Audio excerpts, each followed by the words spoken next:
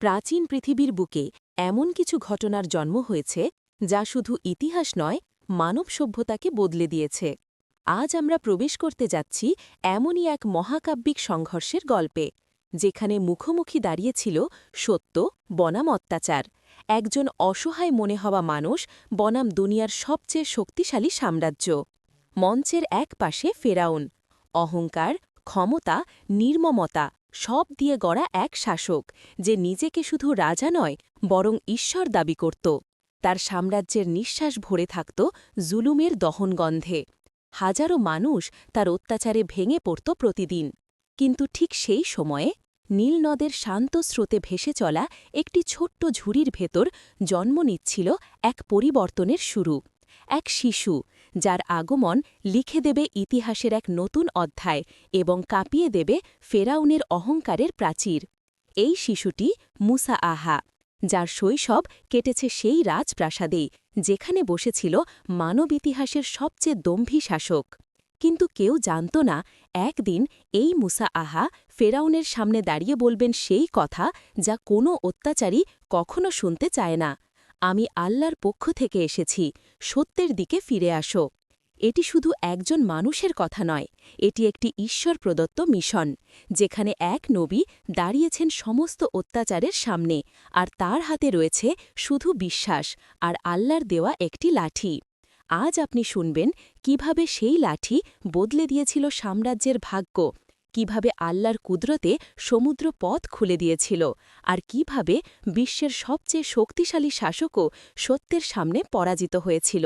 এটি হজরত মুসা বনাম ফেরাউন, এক মহাকাব্যিক সত্যিকারের গল্প, মানব ইতিহাসের জন্য রেখে যাওয়া এক অমর শিক্ষা। প্রাচীন পৃথিবীর বুকে এমন কিছু ঘটনার জন্ম হয়েছে যা শুধু ইতিহাস নয়, মানব সভ্যতার অন্তরকে কাঁপিয়ে দিয়েছে।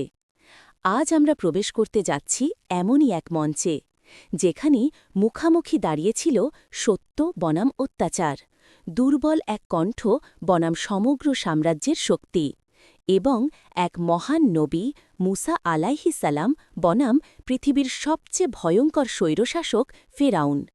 যে সময়টার কথা বলা হয়, আকাশ যেন ভারী হয়ে থাকত মানুষের কষ্টে, জুলুমের চিৎকার ছাপিয়ে যেত প্রতিটি পথে, আর ফেরাউনের প্রাসাদে গর্জে উঠত অহংকারের হাসি।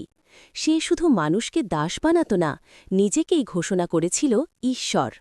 এই ভয়ঙ্কর সময়ে নীল নদের শান্ত স্রোতে ভেসে চলা একটি ঝুড়ির ভেতরে জন্ম নিচ্ছিল এক পরিবর্তনের প্রতিশ্রুতি, এক শিশু, যার কান্নার ধ্বনি একদিন কাঁপিয়ে দেবে ফেরাউনের সিংহাসন আর আলোকিত করবে অন্ধকারতম ইতিহাসের অধ্যায়।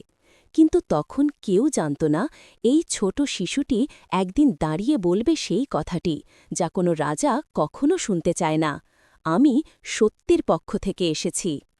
এই গল্প শুধু দুই ব্যক্তির নয়, এটি এক ঈশ্বর প্রদত্ত মিশনের গল্প, যেখানে আল্লাহর রহমত দাঁড়ায় মানুষের দুর্বলতার পাশে, আর অত্যাচারীর মুখোশ খুলে দেয় সময়ের নির্ভুল বিচার।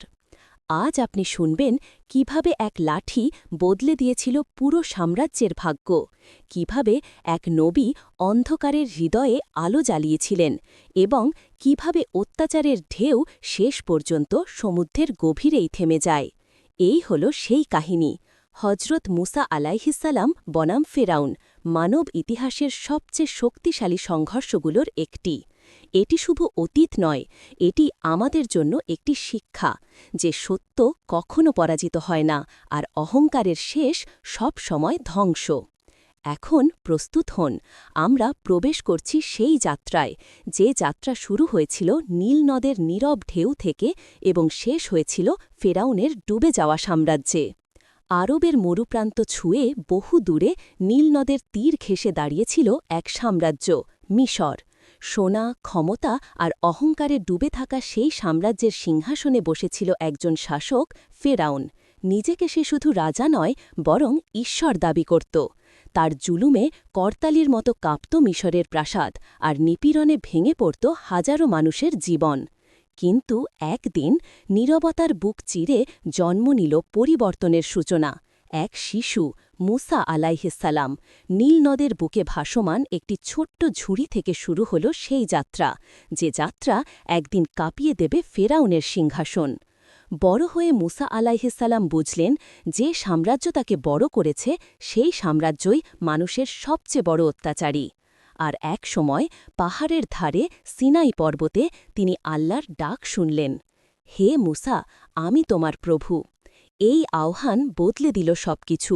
মুসা আলাইহিসসালামকে দেওয়া হল নবুয়ত আর একটি মিশন, ফেরাউনের কাছে যাও, তাকে সত্যের পথে ডাকো।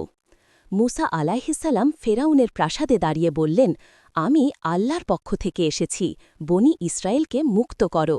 কিন্তু ফেরাউন হেসে উঠল, অহংকারে মুখ লাল করে বলল, তুমি আমার বিরুদ্ধে?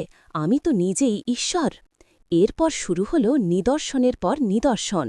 মুসা আলাইহিসসালামের লাঠি রূপ নিল জীবন্ত সাপে, গায়েব হল জাদুকরদের মায়া, মিশরের আকাশে নেমে এলো প্লাবনের শাস্তি, ঝড়, পঙ্গপাল, অন্ধকার। প্রতিটি নিদর্শন চিৎকার করে বলছিল, সত্য একটাই। কিন্তু ফেরাউন অহংকারের দেয়াল ভাঙেনি। শেষে সেই ঐতিহাসিক রাত, মুসা আলাইহিসসালাম তার জাতিকে নিয়ে রওনা হলেন নীল নদের পথে।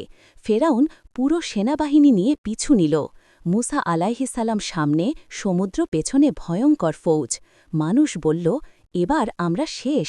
কিন্তু তিনি বললেন, না, আমার প্রভু আমার সাথেই আছেন।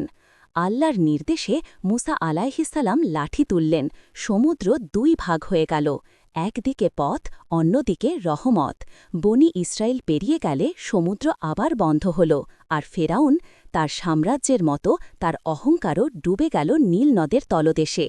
ইতিহাস আজও সাক্ষী, অত্যাচার যত শক্তিশালীই হোক, সত্যের সামনে তার শেষ পরিণতি অবধারিত।